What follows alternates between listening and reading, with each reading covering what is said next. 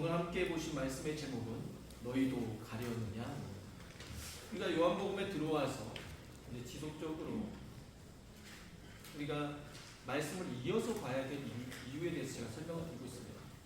성경을 우리가 주일날 설교에 대해서 그 전설교와 이어서 생각할 때 여러분이 더욱더 그 성경 전체에 이 성경을 쓴 이 저자의 그 목적에 대해서 알 수가 있습니다. 하나님께서 사도 요한을 통해서 이 요한복음을 기록하게 하셨는데 이 요한복음을 기록하는데 의도가 분명한 거죠. 첫 번째부터 나옵니다. 예수님께서 하나님이신 것을 너희에게로 알게 하기 위함이다. 그러니까 예수 그리스도께서 너희가 믿어야 돼. 예수 그리스도가 바로 너희가 찾아야 돼. 너희가 영생을, 너희가 구원을 받기 위한 그가 바로 메시아고 그가 너희가 찾아야 될 사람이다 라는 것을 우리에게 알려주고자 하는 것이죠. 그러기 위해서 첫 번째, 제가 반복적으로 계속 설교 때마다 지금 설명을 드립니다. 첫 번째, 예수님께서 사역을 시작하시면서 행했던 곳이 가나 혼인 잔치. 그곳에서 예수님께서 유대인의 정결의식에 따라서 손발을 씻던 그 물 항아리, 그 손발을 씻는 그 물을 담아놨던 그 물 항아리 6개의 물을 가득히 채워라. 그 물을 그리고 포도주로 바꾸신 사건이 있었다라고 말씀을 드렸습니다. 그리고 예수님께서 또한 니고데모와 대화 속에서도 물과 성령으로 거듭나지 않으면 사람이 결단코 하나님의 나라에 들어갈 수가 없다. 거듭날 수가 없다라고 표현을 했다고 했습니다. 지금 물에 대해서 계속 조명하죠. 그리고 세례요한이 나오고 물세례에 대해서 말했습니다.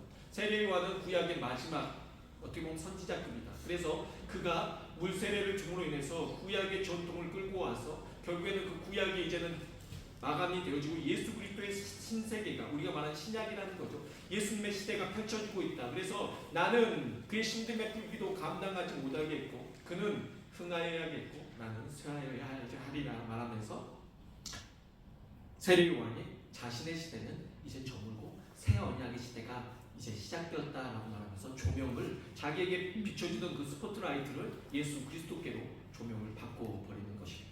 그러면서 이제 물에서 진정한 포도주의 변화로 그리고 물과 성령의 역사로 바뀌게 되는 이런 조명을 비춰주죠. 그리고 제가 말씀드렸습니다. 예수님께서 또 그 사건이 있었는데 예수님께서 내려가시다 사마리아에 가셔서 수가성 여인을 만났다. 그 여인에게 물을 달라고 하니까 여인이 물이 없습니다. 예수님께서 말씀하시기를 내가 너에게 영원히 목마르지 않는 샘물을 주겠다라고 말씀하십니다. 그리고 또 지난주 설교가 무엇이었습니까? 베데스다 목가에 있던 38년 된 병자를 고치셨다. 이게 다 지금 물하고 연결되어 있지 않습니까? 왜 자꾸 물이 연관되는 사건이 가죠? 왜냐하면 이제 우리가 아는 게 물은 무엇이다, 이건 무엇이다 이렇게 성경을 해석하는 건 잘못된 겁니다. 그런데 분명한 것은 지금 저자의 의도에 따라서 물론 하나님이 성령의 감동으로 이 제자들에게 성경을 기록하게 하셨지만 중요한 건 이 저자들이 성경을 쓸 때 어찌됐든 그 의도를 성령께서 이끌어서 쓰게 하신 겁니다. 그럼 이유가 분명히 있죠. 자, 구약의 제사에서 우리가 죄 가운데서 정결케 되려면 가장 중요한 게 무엇이죠? 우리 찬송에도 있습니다. 물 가지고 날 씻든지 불 가지고 태우든지 우리가 깨끗게 되는 방법은 무엇입니까? 여러분 무엇이에요? 바로 여러분이 음식을 먹을 때 깨끗하게 먹는 방법 기본적으로 물로 씻든가 아니면 여러분이 그거를 고기 같은 거라면 잘 굽든가 잘 구워야죠. 그래서 여러분이 물 가지고 씻든가 잘 굽든가 그래가 해가지고 어떻게 하는 겁니까? 소독하는 거잖아요. 소독하는 거 깨끗게 하는 거잖아요. 자 그러면은 물로 씻으면은 여러분이 100% 깨끗해집니까? 우리가 손을 물에 씻으면 100% 깨끗해집니까? 아니죠. 안 보이는 눈에 안 보이는 세균이 많은 겁니다. 자, 물 가지고 태워도 부족한 게 있어요. 자, 제사에서 가장 중요한 거. 자, 양을 가지고 옵니다. 양을 주인이 그 양에게 내 죄를 전가시켜요. 내 죄를 얘에게 떠맡기는 겁니다. 그러면 이 양을 내 대신 잡는 겁니다. 얘가 죽는 거예요. 그러면 이제 배를 갈라서 그 안에 있던 내장을 다 빼서 그걸 씻어요. 그리고 난 다음에 그걸 다시 올립니다. 그 다음에 뭘 합니까? 태웁니다. 태운 걸 어떻게 합니까? 그 다음에 먹는 것까지 합니다. 먹어야지 끝나는 거예요. 자, 제사장에 제사를 드리고 난 다음에 그걸 안 먹잖아요? 그러면은 그게 제사가 완성이 안 됩니다. 결론은 화목제라는 건 결국은 그거를 물에 씻어서 태우고 난 다음에 그리고 그걸 먹어야 돼요. 근데 그 불은 무슨 불이냐면 성령의 불입니다. 다른 불을 쓰면 안 돼요, 제사에는. 그런데 예수님이 말씀하신 대로 물과 성령으로 거듭나지 않고서는 지금 여기서 말씀하시는 성령의 불, 그러니까 구약의 제사를 그대로 가지고 오는 거죠. 그런데 이제 뭐까지 넘어가야 되는 겁니까? 먹는 것까지 넘어가야 되는 겁니다. 자, 그러면 이제 물이 왜 계속 나오는지 알겠죠? 구약의 율법을 상징하는 거예요. 그걸 로마서에서는 반복적으로 이 물에 대하여 율법에 대해서, 율법은 우리를 죽이는 거다. 율법의 조문은 우리를 죽이는 거다. 자, 왜냐하면 율법대로 말해서 깨끗한 사람 하나도 없으면, 율법으로 다 지져가면 다 죄인이에요. 자, 율법은 그럼 무슨 역할이냐? 우리를 더욱더 죄인 되게 하는 거예요. 자, 법이 없으면 누가 잘못한지 몰라요. 법이 있음으로 말미암아 법으로 인해서 이 사람들이 죄인이 되는 거예요. 그러니까 여러분이 성경을 읽으면 읽을수록 목사님 제가 요즘에 너무 부담스럽고 너무 마음이 힘들어요. 이 정상입니다. 왜냐하면 성경을 읽으면 읽을수록 법이 늘어나니까 내 마음을 그 법들이 다 찔르는 겁니다. 그래서 내가 결국 뭐하게 만드는 거예요? 내가 회개하게 만드는 거예요. 그게 율법의 역할이죠. 그러니까 그 율법은 죽이기만 해요. 물은 무슨 역할이에요? 죽이기만 해요. 그죠? 살리는 역할은 없습니다. 자, 살아나야 되잖아요. 그죠? 예수님이 오신 이유는 여러분 십자가에 달려 죽기만을 위해서 오신 게 아니에요. 십자가에 달려 죽으시고 또한 부활하사 여러분을 죄 가운데서 다시 살리기 위해서 오시는, 여기까지가 예수님의 사역입니다. 근데 죽고 난 다음에 살리셔야 돼요. 예수님께서 어느 날 사람들에게 이제 오병이어에 먹을 것을 주십니다. 먹을 것을, 오병이어 아시죠? 자, 장정된 막 5,000명이 먹는 일이 있었어요. 예수님을 많은 사람이 따르죠. 그러니까 수만 명이 따랐을 겁니다. 장정만 5,000명이니까. 어떤 소년의 도시락으로 인해서 보리떡 5개, 물고기 2마리로 5,000명의 그 장정된 5,000명에 수만 명이 먹고 남은 게 12광주리, 광주리가 엄청 큽니다. 그걸 남았다. 그 사람들이 예수님을 야 따라다니면 먹을 것도 주고 좋은 분이구나. 사람들이 막 따라다닙니다. 아주 좋았어요. 그러다가 이제 예수님이 갑자기 사라지십니다. 제자들도 예수님을 찾아 나섭니다. 어디 가셨지? 배까지 끌고 이제 강으로 갈릴리호수로 나옵니다. 예수님 안 보이셔요. 그런데 이제 아주 새벽같이 미명, 아주 어두운 밤에 예수님께서 갑자기 나타나셨는데 풍랑 가운데 제자들이 이제 배가 뒤집혀질까 두려워하고 있을 때에 예수님이 저기서부터 바다와 물 위를 걸어오시고, 충격이죠. 물 위를 걸어오시고. 자, 이때까지 물 위를 걷는 사람은 없습니다. 바로 예수님이 하나님이신 걸 나타낸 증거죠. 또한 여러분이 생각해 보시죠. 또 여기에서 물을 보죠. 물이 뭐라고요? 결국 물은 우리를 죽이는 거잖아요. 사망의 권세란 말이죠. 어떻게 보면 물은 깨끗게 하는 목적도 있지만 물은 우리를 율법 가운데 죽이는 것일 수 있습니다. 베드로가 여기서 가다가 주님 저 오게 해주세요. 베드로가 걸어가다가 무서워서 두려워서 물에 빠집니다. 이 세상 최고의 세례는 그게 아니었나 싶어요. 물에 푹 빠져 있을 때 건져내시고 죽었다 살아난 거죠. 바로 베드로의 모습은 우리의 모습입니다. 우리가 어떻게 되는 거죠? 죄 가운데서 우리는 죽을 수밖에 없지만 주님 우리 살리시는 겁니다. 원시복음 창세기 3장 15절 말씀, 사단은 너희 여자의 후손의 뒤꿈치를 물 것이나 여자의 후손은 사단의 머리를 박살낼 것이다, 밟을 것이다, 짓이길 것이다 하는 것을 말씀하십니다. 그러니 예수님께서 오셔서 자, 사단이 가장 강력한 무기는 뭐냐면 사망, 죽음입니다. 우리를 두렵게 하는 건 죽음이에요. 그러나 예수님께서는 그 죽음이 어떻게 보면 물속에 빠지면 모든 사람은 죽습니다. 모든 사람은 죽어요. 그러나 그 수면의 죽음, 사망을 밟고 그 위를 걸어가시는 거죠. 저는 그렇게 생각합니다. 왜 그 사건이 굳이 있었을까? 잘 생각해 보십시오. 제가 말씀드렸습니다. 지난번에도 가나온 인잔치에서도 굳이 항아리에 물을 채울 필요가 없다니까.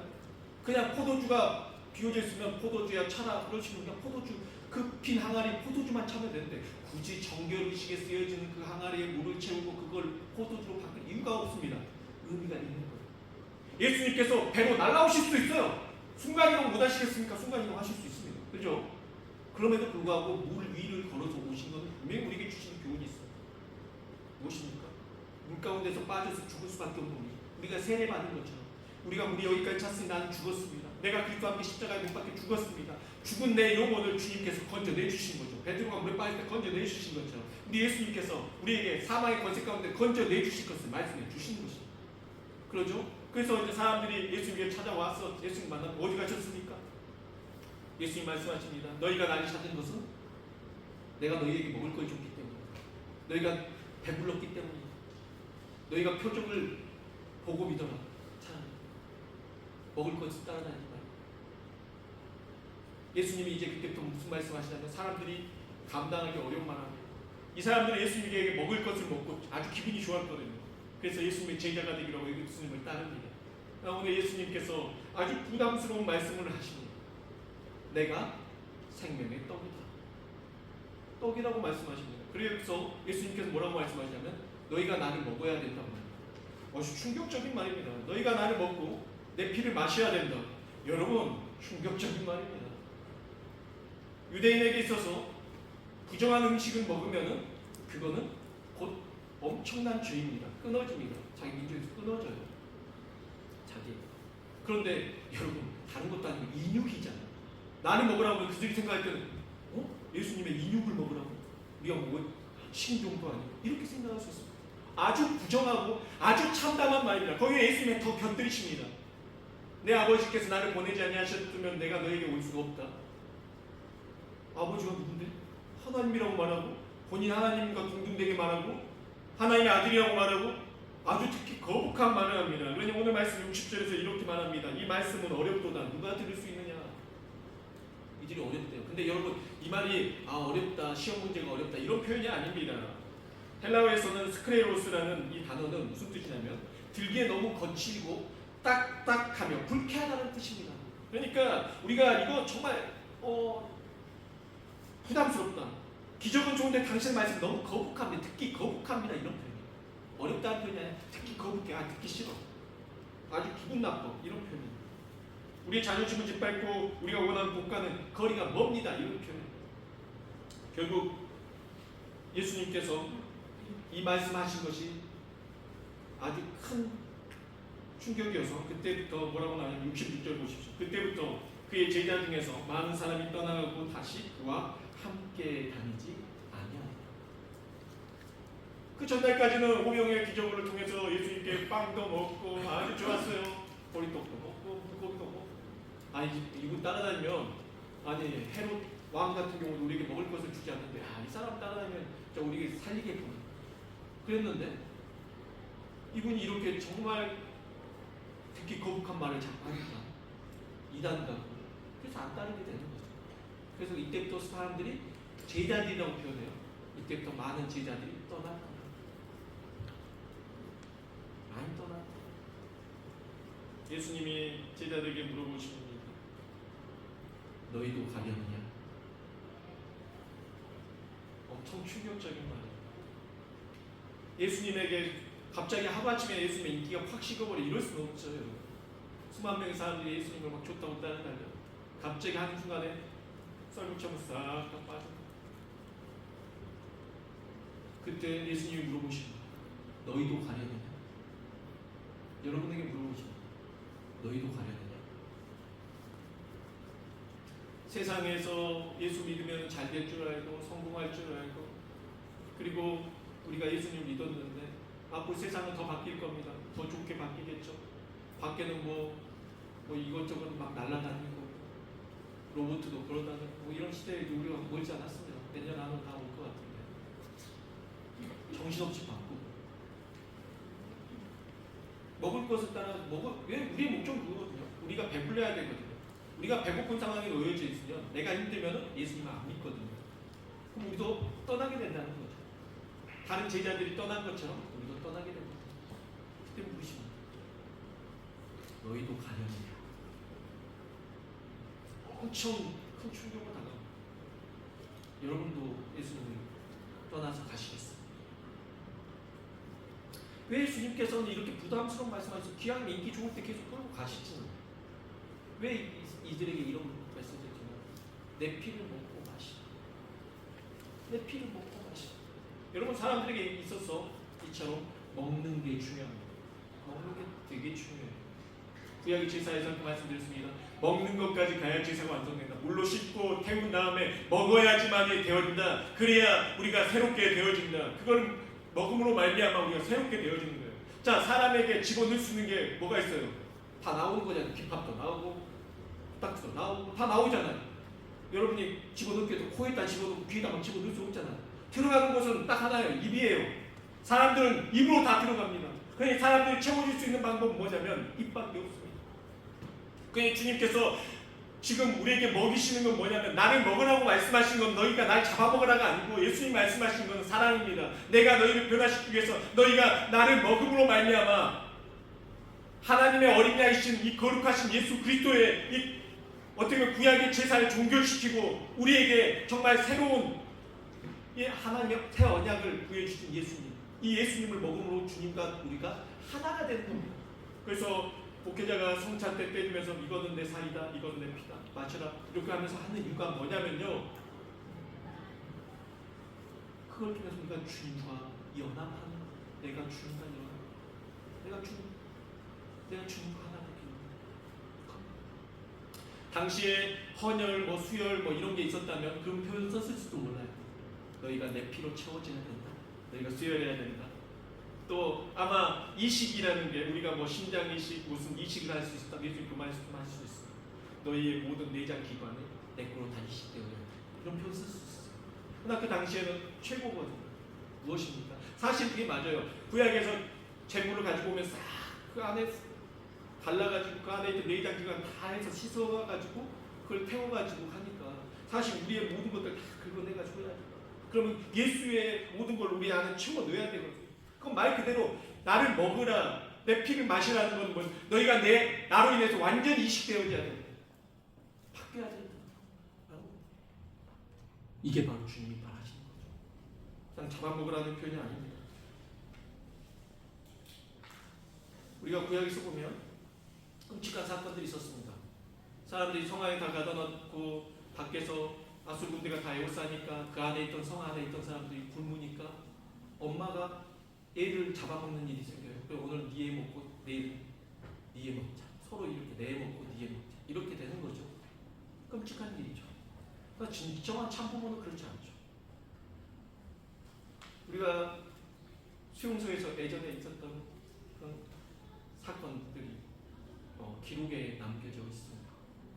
그 곳에서 어떤 엄마는 아이를 살리기 위해서 자기의 피를 아이에게 일부러 먹는 거예요. 왜냐하면 그 아이를 살려야 되니까. 지금 예수님 말씀하신 그거죠. 살리기 위한 예수님이 살아내는 거죠. 근데 지금 이 사람들이 이해를 하지 못하고 정신병자인가 봐. 자기를 먹으래. 다 떠나고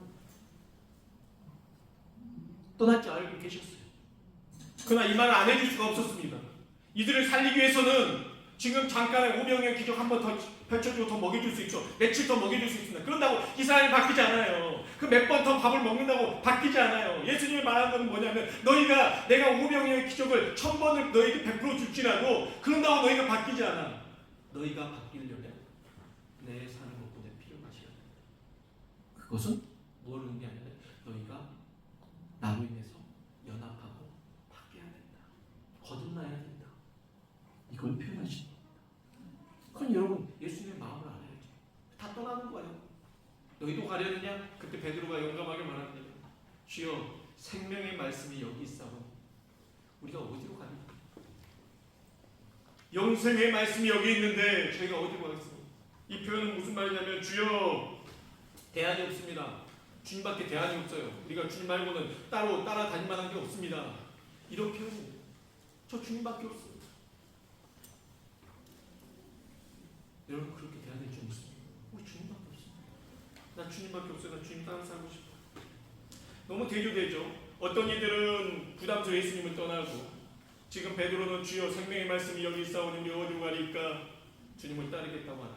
또 한 사람이 나옵니다. 아주 최악의 사람이 하나 나오죠. 예수님의 제자 중에서 한 명 가룟 유다가 나옵니다. 70절로 71절에 너희 중에 한 사람은 마귀니라. 이 사람은 예수님께 가서 예수님의 제자임에도 불구하고 예수님께 마지막에 최후의 만찬에서도 예수님께 빵을 받아 먹고 네 일을 행하라 했을 때 그가 나가서 얻어먹고 나가서 예수님을 아예 팔아버립니다. 어떤 이들은 예수님께 얻어먹고 예수님을 떠나고 어떤 이는 얻어먹고 예수님을 팔아먹고 이렇게 되는 거예요. 예수님이 이제는 주지 않겠다고 주지 않겠다가 아니라 없을지라도 아니 우리는 그냥 주님 따르겠습니다. 이게 아니어도 먹을 게 아니어도 주님 따르겠습니다. 이런 경우가 있고 여러분은 무엇을 선택하시겠습니까? 65절 말씀 보십시오. 내 아버지께서 오게 하여 주지 아니하시면 누구든지 내게 올 수 없다. 예수님께서는 자기의 사람들을 이렇게 부르십니다. 결론입니다. 사랑하는 성도 여러분, 예수님이 말씀하시는 것은 바로 우리가 연합입니다. 너희도 가려느냐라고 물으십니다. 이 질문은 우리가 육에 속한 무리인지 영에 속한 제자인지를 가르는 분수형입니다. 떠나간 군중은 육의 배부름만 쫓았습니다. 그들은 예수님의 손이 주는 떡을 반겼으나 예수님의 입에서 나오는 생명의 말씀을 거부했습니다. 심지어 가장 가까이 있었던 유다조차 자신의 야망이라는 육의 계산기를 두드려보고 이 사람 옆에 있으면 도움될 게 없네, 나의 이득이 없네, 그리고 자기의 스승을 파는 상황에 놓이게 되는 거죠. 우리도 정신을 차리지 않으면 언제든 주님을 이용만 하다가 내 뜻대로 되지 않을 때 등을 돌리는 우리가 될 수 있습니다. 참된 제자의 길은 베드로처럼 고백하는 것이죠. 그런데 여러분이 아시다시피 베드로는 주여 영생의 말씀이 주께 있사오니 우리가 어디로 가겠습니까? 라고 이 표현했던 베드로는 얼마 지나지 않아 주님을 모른다고 부인하게 됩니다. 그러니 여러분 우리가 얼마나 정신을 차려야겠습니까? 우리가 이런 고백만 한다고 우리 신앙이 지켜지는 건 아니죠. 그러나 베드로와 그리고 가룟 유다는 완전히 다르죠. 베드로는 다시 주님께 회개하고 돌이키게 됩니다. 우리도 마찬가지예요. 사람이니까 우리가 죄 짓죠. 우리가 죄 지은 가운데서 회개하고 돌아오는 게 중요한 겁니다.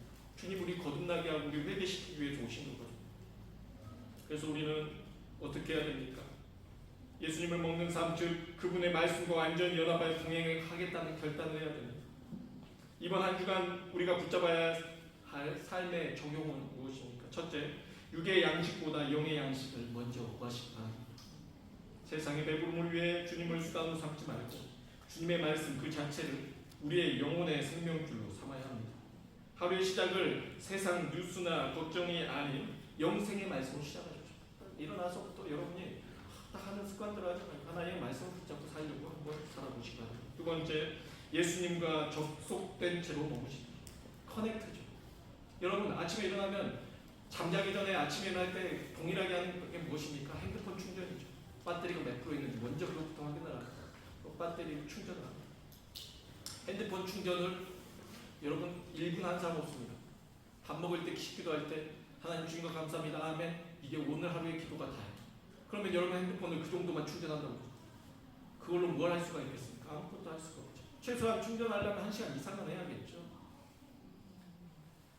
우리가 마찬가지로 주님과 이렇게 접속되어야지 합니다. 제 핸드폰은 핸드폰이 아니라 제 노트북은 이제 더 이상 배터리의 수명이 거의 다 한 것 같습니다. 빼고 나서 1시간은 못 써요. 왜냐하면 이제 오래돼서.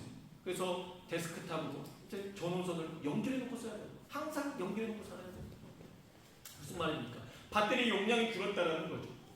배터리 용량이 우리의 수명이라고 한다면 여러분 우리가 나이가 들면 들수록 우리의 수명이 점점 줄어드는 겁니다. 그러면 우리는 수명이 줄어들수록 뭐가 필요해요?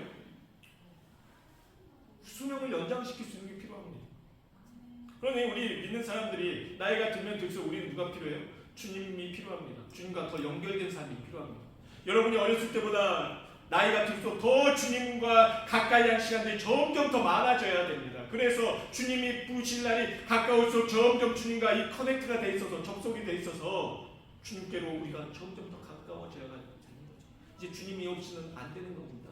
젊었을 때야 잠깐 새거 핸드폰 충전하면 오래 충전되고 오래 사용할 수 있지만 나이 들수록 점점 그 양이 떨어지면 우리가 더 접속량이 많아지듯이 하나님을 찾는 시간이 더 길어져야 될 줄로 믿습니다. 주님 누구십니까? 너희도 가려는 아니요 갈 수가 없어요. 주님 배터리 양이 얼마 안 됩니다.